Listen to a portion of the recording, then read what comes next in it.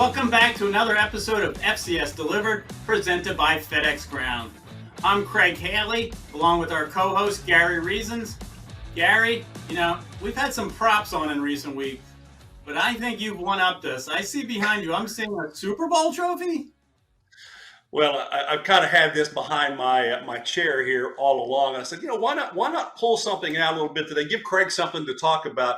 This is actually a replica of our Super Bowl 21 trophy, and it's identical to what the team has. So very proud of that. And by all means, it was a gift from my children to me to have that made, and got to put that on display sometimes. I'm not going to be able to top that the rest of the season, Gary, but glad you're doing well. As you know, FCS Delivered is produced by Seth Biley and Graham Bell. Where can you find us? Well, you might be listening to us on a podcast platform, but there's many. There's Apple, Amazon, Spotify, Google Podcasts, Stitcher, iHeartRadio, and other places to find us. And also, if you're not watching us on YouTube, go to our YouTube channel. All you have to do is search for FCS Delivered. Now, Gary, we've reached week 5 of this FCS season. I don't know where September is going. On this podcast, we're going to look back at week 4, just a glance at it. We're going to find out where you were this week. Where is Gary for your on-campus visits? And then we're going to look at week 5. Tell me, Gary, how much of has it been a September to remember, even going into the final weekend of September? Craig, it hasn't been a lot of, just major news. I mean, no big FBS upsets, nothing like that. There's been some of the teams that are trying to just finding their way. I think they're all identifying themselves, getting into the early stages of conference play. We're seeing some movement there. We had a big move, I would say, in the top 25 poll. We'll talk about that, a team really moving up. I think that there's a little bit of that ahead, but I think most of the teams are getting set for conference play. Sure. Gary, obviously there was a lot to remember this past Saturday, but something happened on Sunday that I wanted to mention. I know you're always on the go. I hope you saw it on Twitter. Jarrett Payton, son of Walter Payton, he's the presenter of our Walter Payton Award, presented by FedEx Ground. He was at Arrowhead Stadium on Sunday when the Chiefs hosted the Bears. He was covering the Bears. And before you know it, he had a video on social media that was everywhere. His Twitter handle is @PaytonSun. It's PaytonSun, @PaytonSun. And it was a video of Taylor Swift and Travis Kelce leaving Arrowhead behind the scenes. It was everywhere. Any chance you got to see it? I did, Craig, and I actually got a chance to look on NBC the day after, and they had our good friend Jarrett Payton on discussing how this went down. And we know him as a media guy in the city of Chicago. He comes to our awards event and does a great job presenting the Walter Payton Award with us. And it was interesting to have him tell his story and listen to him about how he flipped out his phone and just caught this moment between those two, and basically nobody was catching a shot of them, but our guy Jarrett Payton got it done. So good job, Jarrett. That's pretty meaningful. Right place at the right time. You could say that also this past Saturday in Moscow, Idaho. It was the FCS Game of the Week, the FedEx Ground FCS Game of the Week. Idaho 36, Sacramento State 27. Idaho knocked off, ended the Hornets' 19-game Big Sky winning streak. It was closer than that final score because Ricardo Chavez, who's been our national special teams player of the week before, he made a field goal with 1 second to go, 30-27. And then on the ensuing kickoff, Sac State on the lateral fumbled it. Idaho took it in for a touchdown. So it was a tight game. It was a great game. One of the better ones of the season, Gary. Yeah, I liked it. I watched the game entirely. I have multi-screen set up when I'm at home watching college football on Saturday. I watch multiple channels, and that was one of the games that I wanted to focus in on, and I watched the whole thing. That was a pretty cool ball game, and Jason Eck had his team ready to play, and Vonnie McCoy, he did a great job quarterbacking that, and then as you talked about Chavez, our award winner a couple of weeks back, just knocked the game winner through, and it was a big win, and it's going to result in the polls we'll talk about here shortly. Yeah, you mentioned Giovanni McCoy, a quarterback. I mean, you talk about award winners. He won the Jerry Rice Award last year, and he has just been so efficient this year and getting that team, really moving up the field and up the rankings. And speaking of our rankings, our Stats Perform FCS Top 25 poll, there was an impact from this game. Idaho went from 7 to 4, basically took the spot that Sacramento State had in the prior week's poll. They were fourth then. I think you win a game like this, voters notice a top 10 game. It's great to see when you see movement like this, a team rewarded, Gary. It is. I think it is the proper thing to do. Put those guys up there, give them the credence that they deserve, and understand that now you've gotten yourself to a level within the FCS. And I know I was at Idaho talking to Coach Jack about this team and what they're able to do. And he said he thinks it's something special with this team, this group of players. The chemistry is there, and they pulled it together. So, but as we know, the Big Sky is highly, highly competitive. They've got a lot of work to do yet. Let's see how the Vandals continue to move through the season. 7 teams from the Big Sky are in this week's top 25, and then it got to 7 with Eastern Washington soaring back in, first time this year. They're number 19. They've won top 25 games the last 2 weeks. First against Southeastern Louisiana this past week, 27-24 at UC Davis. They're the only team so far that has 2 top 25 ranked wins, so they deserve to be back in the top 25. As we mentioned, there were some other top 25 games this week. The CAA had an impactful week. Delaware beat New Hampshire. Delaware moved up from 19 to 11. Villanova went from 25 to 16 after beating Rhode Island in another top 25 game. It's really been great to see these matchups. We're going to keep seeing them in conference play, obviously, because these teams that are nationally ranked, the Big Sky with 7 teams, and the CAA and Southern Conference and Missouri Valley, they have so many teams that they will match up. A couple newcomers, in addition to Eastern Washington, UT Martin is in 22. They're from the Big South OVC Football Association this year, a 2-time defending champion from the OVC. Also, Central Arkansas, which you know a little about this week, number 25. They've moved back in. I think the poll has been fascinating just for, some of the surprises this year. Teams that maybe people had question marks going into the year, like a Southern Illinois, they're up to number 10. They're 3-0. The only team that's undefeated that has an FBS win, by the way. What do you think some of these surprise teams that move up and catch voters' eyes? Because obviously you're one of the 56 voters in the top 25 poll. Yeah, I think it is. I think we're getting it right, trying to figure out where teams need to land and just go show us week to week. We're watching what's happening in these games, who's competing against who. You take a look at number 10, Southern Illinois. I was there with that football team last week, and they have a program, Craig, that I think is going to continue to be on the rise. So they're obviously going to be in the mix, but they are a little bit of a surprise perhaps to those across the country that really don't know a whole lot about them. And Eastern Illinois, that's a team that's 3-1. They've got 3-win. They're a 3-win team, and the last time that happened was 2018. And I'm going to have a chance to see Eastern Illinois against my Northwestern State Demons, as I call that game on ESPN this weekend. And that's going to be a fun game to be in Natchitoches, to be around. They had beat McNeese a week ago, so Eastern Illinois is kind of making their way through the Southland Conference here. That's a great point. 3 wins already, and they haven't done that in a season since 2018. Chris Wilkerson, their new coach. I think that's fabulous. Obviously they're going to, give some teams some fits in the Big South OVC, and maybe be there in November. We'll see.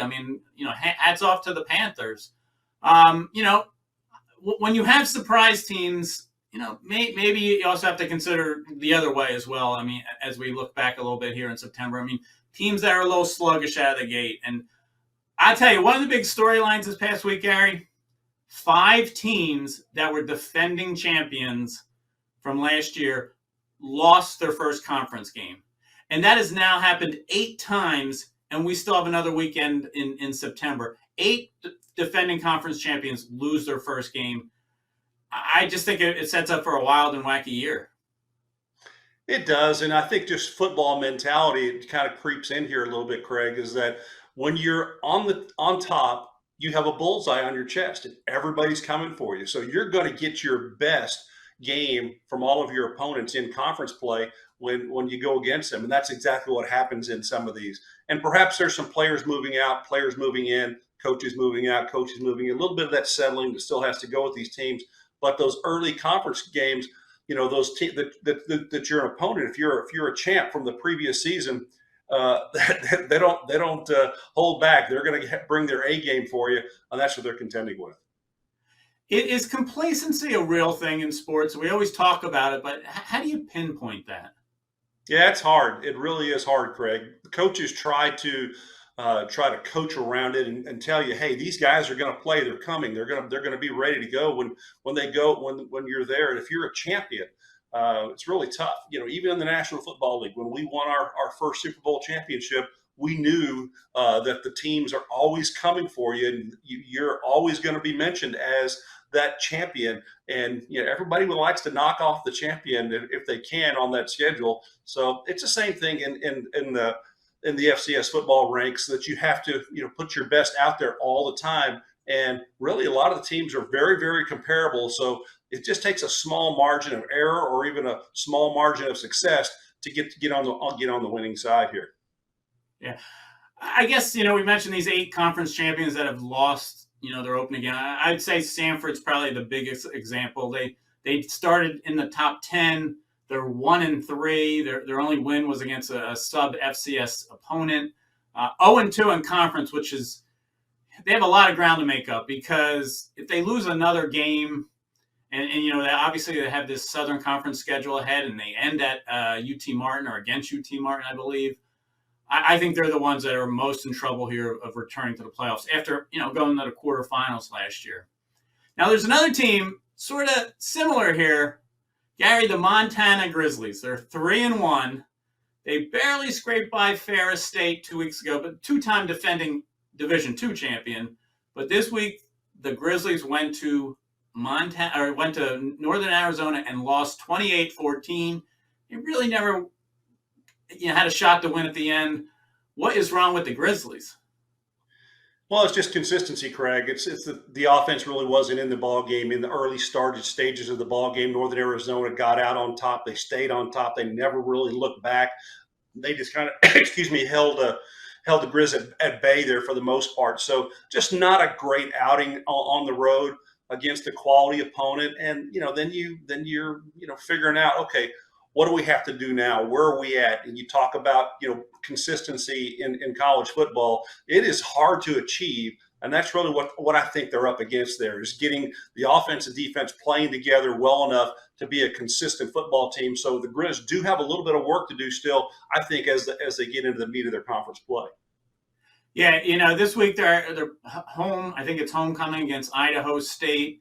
They should get back on the winning track, be 4-1. But they do have a tough second half of the schedule within the conference. They really have to get it going. Bobby Houck, their coach, is closing in on the all-time coaching wins record in the Big Sky. Jerome Sowers from Northern Arizona holds it. There's a lot of questions about the Grizzlies. They're still number 25 in our Stats Reform FCS Top 25 poll, but we're going to find out moving ahead, and that's part of the fun here, not just the speculation, but to see how these teams go one direction or the other. Gary, we're going to take a break here, and we'll be back with more FCS Delivered, presented by FedEx Ground.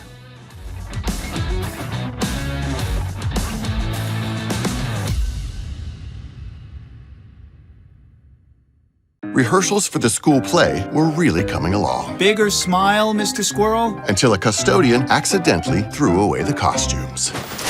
Oh no. Everyone was rattled. Miss Garrity forgot how to play.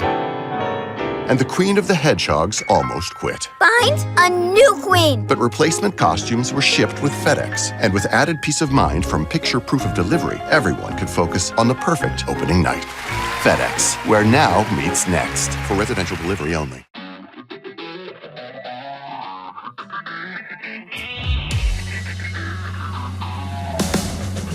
Welcome back to FCS Delivered, presented by FedEx Ground. I'm Craig Haley. Gary Reasons. Gary, correct me if I'm wrong, but you are not going to pull a Tom Brady and throw that Super Bowl trophy across the body of water, correct? That thing is not getting on any boat whatsoever, anytime, any place. It's going to sit right there and shine bright. I know it's distracting to you, Craig, but we're going to have to live with it. Well, we're back for segment 2, and segment 2 is one of our favorites week to week. We get to find out where's Gary with the FedEx Ground FCS On-Campus Awards. Gary makes a visit to one of our weekly award winners. This week, before we get to that, let's talk about our 5 winners. I'll start with the Offensive Player of the Week. ShunDerrick Powell, running back, Central Arkansas. He had his second straight game over 200 rushing yards, 6th time in the last 2 years. He's at Central Arkansas now, and last year he was at North Alabama. A couple touchdowns, led this big win over Abilene Christian. ShunDerrick Powell was our Offensive Player of the Week. Yeah, and for defense, we're going to take a look at Max Epps, cornerback from Texas A&M Commerce, in their loss to ODU. This first game they've had against an FCS program, an FBS program, he had a couple interceptions in the game, 4 tackles and another pass breakup. So he's our FCS Defensive Player of the Week. It's great that you can, shine even in a loss, 1-point loss to Old Dominion. Great job all around. Our Special Teams Player of the Week, Jack Colbreth, punter at VMI. VMI beat Wofford 17-14. Second straight win for VMI. Just a great start. He averaged almost 48 yards on 9 punts. Really pinned back Wofford 5 times inside the 20. 2 others right at the 21-yard line. Really, their average start after one of Jack's punts was the 16-yard line. Handled, kickoffs, also the snaps on extra points and the field goal. Jack Colbreth, punter, VMI, our FedEx Ground FCS National Special Teams Player of the Week. Well, on our FedEx Ground Freshman Player of the Week is MJ Flowers. He's a running back from Eastern Illinois, whom I'm going to get to see live this week because he's coming down to Northwestern State. Last week in their 31-28 win over McNeese in the Southland Conference, 37 carries for 272 yards. That's pretty impressive. And that's the 3rd most in school history. So pretty good job there. He had a touchdown and 6 receptions along the way. So maybe an early someone to look at potentially for that Jerry Rice Award at the end of the season. He's off to a great start. William and Mary, the Tribe, they're our FedEx Ground FCS National Team of the Week. They beat Maine 28-3. They're off to their best start since 2009, I believe. They're 4-0, the Tribe, 2-0 in the CAA football, but their 3rd straight game without allowing a touchdown to the opposing team's offense. Just a great job all around. Kevin Gerald, their linebacker, had a big game. Obviously, Nate Lynn's been all over the place from the defensive line, and John Pius, we're so familiar with him, another linebacker at William & Mary. Certainly a big effort and a big stretch of efforts from William & Mary. Now, Gary's on-campus visit. If you're listening on a podcast platform, you probably want to start checking us out on our YouTube channel because we run a video of Gary's visit from week to week. It's just great stuff. As I've mentioned, it kind of leaves me in awe just how you feel like you're right there alongside Gary. And this week, Gary went to University of Central Arkansas, which has the stripes, purple and gray, interlocking every 5 yards. Similar to Eastern Washington having a red field, well, Central Arkansas followed up 10, 11 years ago with this purple and gray field. Gary, you were at the University of Central Arkansas.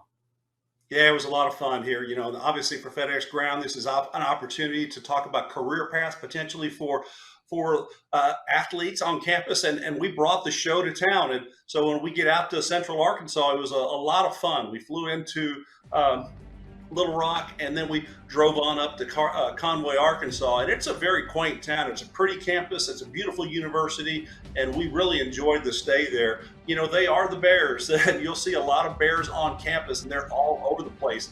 And we're just kind of welcoming you in here. This is actually the Hyper Center on campus. We're going to take you a quick look at this. This is for all students. This is athletic facilities. Then they have this great meeting room opportunity for the players, and there's so much tradition and history, multiple national championships at the NAI level, Division II at Central Arkansas. Now they're at the FCS level, and they've got a lot of history of players that have come and gone and played in the NFL. And guess what? They've got one of the top 50 NBA players of all time, Scottie Pippen Court. And this is a little more of the Hyper Center showing you here, but it's a cool facility. And I got a little ping pong action there in Craig. I got to show a little skills off there. And here are the stripes. The stripes are what the Bears are they're known for. This field is iconic because it shows them that place. They already have the name on the board right there of our winner, ShunDerrick Powell, as our National Offensive Player of the Week, and I had a chance to visit with the team and present the award to Shun D, as they called him, a very great young man. You know, I love to visit with these guys and put our trophy on display in unique places here. There's a little boat there in front of Miss Stephanie's desk, who runs their football office, and Shun D in the background there, number 27, is part of this team, and he had a great week leading up to this award, and he did a great job. Over 250 yards rushing in that ball game, a 95-yard touchdown. It was just an amazing performance that he had, and that's why we were there to honor him and his teammates. And one thing about ShunD is that he is so humble, and he really loves his teammates, and he talks about it. You know, when we visit with him, you'll see some of those in the other clips. He also had a great game against North Dakota State the previous week, so he's not a one-trick pony. He's a guy that can get it done in multiple ways, and he's done that. And so ShunD wanted to get his offensive line back behind him. He loved it. We've got Antoinette Atkins, our HR business partner from FedEx Ground, and here it is. ShunDerrick. ShunDerrick Powell. ShunD, how about you, man?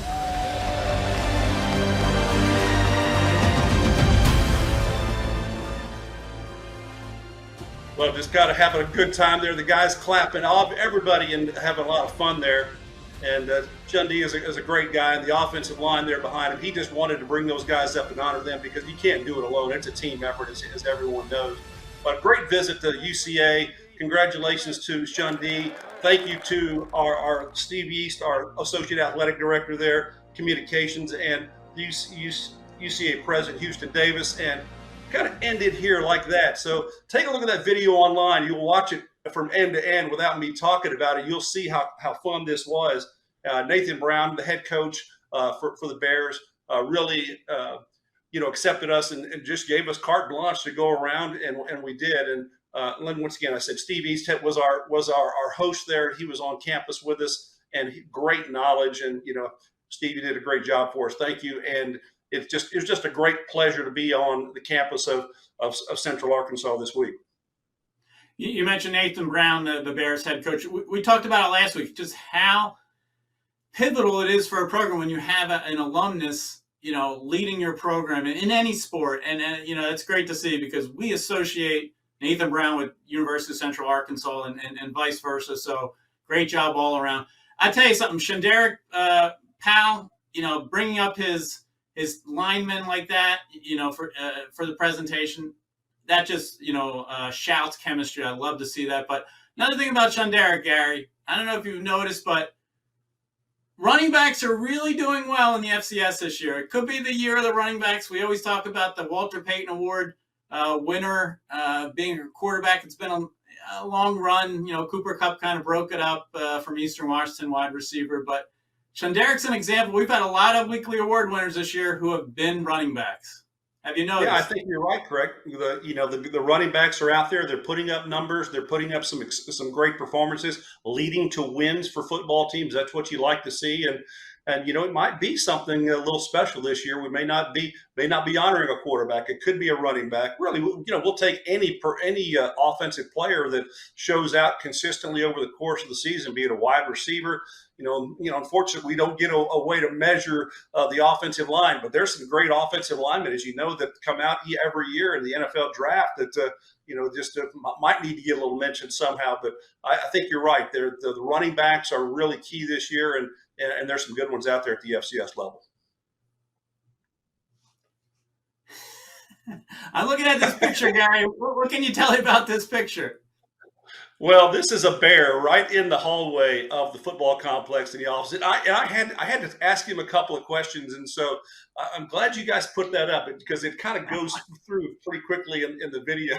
But that was fun. I just, said, hey, we got to shoot this shot. I got to ask him a couple of questions. And it worked out. He had all the right answers. Great job by Seth Biley to put up that picture. So yeah, we mentioned 3 of the 4.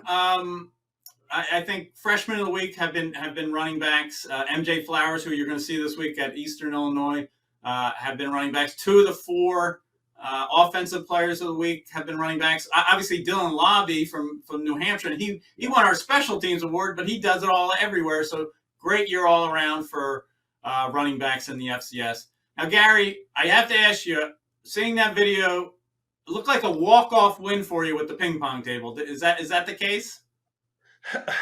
Well, I just actually hit 2 or 3 shots, and I had no idea that my video assistant, Blaine Tatum, who was with me, actually grabbed his phone and caught that shot. I saw the ping pong there, and I just said, hey, why not get one shot in? And just one shot in. That's all. I'm a one-trick pony, but that's all I'll tell you. I used to play a lot of table tennis back in the day and just had fun with it. And it's still there, Craig. I still got that backhand, so it works. Great to see, Gary. Well, Gary, we're going to take another break, and then we will be back with our final segment of FCS Delivered, presented by FedEx Ground.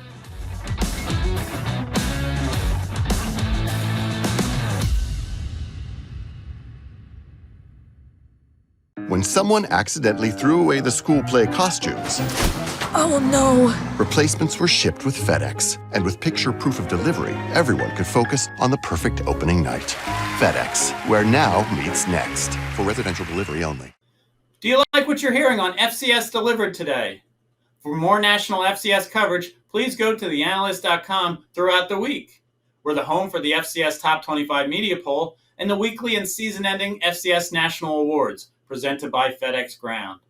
We also take you across FCS Nation with stories, predictions, and an inside look. The FCS coverage can be found at theanalyst.com.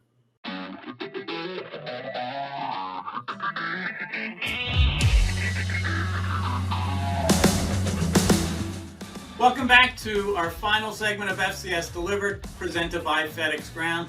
Craig Haley along with Gary Reasons. Now, Gary, we've been talking about our Stats Reform FCS Top 25 poll, the FedEx Ground FCS National Awards. You can find all this FCS coverage and plenty more on theanalyst.com. And of course, our YouTube channel, our podcast channel, social media. We're at, for Twitter, we're on Twitter, Facebook, and Instagram. Twitter is our most popular way of seeing us on social media. It's at FCS_stats. So we hope you're taking a look. Now, Gary, we're in our final segment, where we really look ahead to the upcoming games. This is week 5 of the FCS season. At first, I didn't think this was sort of an elite kind of week of games when I looked at the schedule, but the closer I looked at, I've really warmed up to it. What do you notice about this week's schedule? Well, you've got some teams playing against each other that are ranked teams and really need to kind of look at it here. Let's take a look at South Dakota State and North Dakota. That's going to be a game, Craig, that always going to be competitive between those two programs. And South Dakota State, they've been very, very dominant. We both think that team is possibly going to be there at the end, at the top of the rankings. But you can't give them the wins. They have to go earn them. But I think they play so well at home. And obviously their quarterback is playing very well. So I think that there's going to be an opportunity for South Dakota State to get one over North Dakota in that football game. But that's just one of the games that that we've got there. There's a slew of them as we continue here. Well, yeah, the Missouri Valley Football Conference really, they get moving along in conference play after, some of the big teams had taken off last week. So who do you like in North Dakota at South Dakota State? Yeah, I'm going to go with South Dakota State. They're at home. They're comfortable there. And it's pretty good opportunity for them to maintain that. It's going to be a tough ball game, but I think I'm going to go with South Dakota State. I agree. The Jackrabbits. Gary, I think I have the stat of the week. I researched it and double-checked with the school. And the Jackrabbits, going back to last year, 14 games now, Gary, their last 57 trips into their opponent's red zone. They've scored every time. 44 touchdowns, 13 field goals, 55 in a row. That's almost unheard of. That's probably an unofficial record in FCS history. I don't know, because 57 is just mind-blowing. I'm going to go with the Jackrabbits as well. All right, let's go right. with Villanova up to 16 in our top 25 poll at UAlbany. This is going to be a battle in the CAA, Gary. Yeah, I'm going to take the home team. And UA Albany is going to probably do well here. I think their rushing defense doing very well, only allowing 85 rush yards per game. I think that's going to be the difference here. I think UA Albany is going to get the win. I thought I might have this one to sneak by you. I'm going to go UAlbany as well. Coming off a bye week, they can really stop the run, which, is a strength for Villanova. I think it's going to be a close game. Last year it was a walk-off win with a field goal for Villanova, but I agree with you, Gary. I'm going to go UAlbany in an upset. Now, our next game, and it just shows you the reality of conference play, Gary. Here in the Big Sky, number 4 Idaho, off this big win over Sac State. They're going now on the road the following week to the red turf of Eastern Washington, now number 19. Who's your pick in the Big Sky? You know what? I'm kind of all in, I think, here on the Vandals. They have done a nice job of pulling things together. They've got the chemistry. They've got things going their way. I think that Giovanni McCoy is just going to play well at Eastern Washington, and get this win. I think that's an opportunity for them to really firm up their rankings now at moving up to number 4 in our poll. I think that Idaho is going to win here on the red turf, kind of get things going in the right way with that matchup on the road. So they're going to have to play well on the road, but I do think the Vandals are going to get this one. Well, the Eagles may not be happy with me, Gary, because I'm going to go Vandals too. I know you have a Vandals mug from your trip. I have a piece of the red turf. From 2010, I was at the first game on the red turf. They beat Montana. Happened to be the same score that Idaho won last week, 36-27. Eastern Washington beat Miami back in September 2010. They haven't lost to the Vandals yet on the red turf since Idaho came back to the Big Sky. Three in a row out there. I just think the Vandals, I agree with you, they just seem to be on a roll, and I'm going to go with them. Now we have the Big South OVC. Now, it's a OVC kind of matchup, 2 teams that are OVC schools, but in the new Football Association accounts towards the 10-team conference association. Tennessee State off to a great start at UT Martin, Gary. Well, I think that I like the ability for UT Martin to run the football, and that's exactly what they are. Sam Franklin's is the FCS rushing leader. I think UT Martin wins, pretty handily at home. Yeah, he was a freshman year in the OVC last year and just has continued that excellence. I agree. I mean, UT Martin, I think, is averaging 47 points a game in their 3 wins. I just think they handle Tennessee State here at home. They've had a decent run against Tennessee State at home. We'll say Eddie George has really got the Tigers off to a good start as well.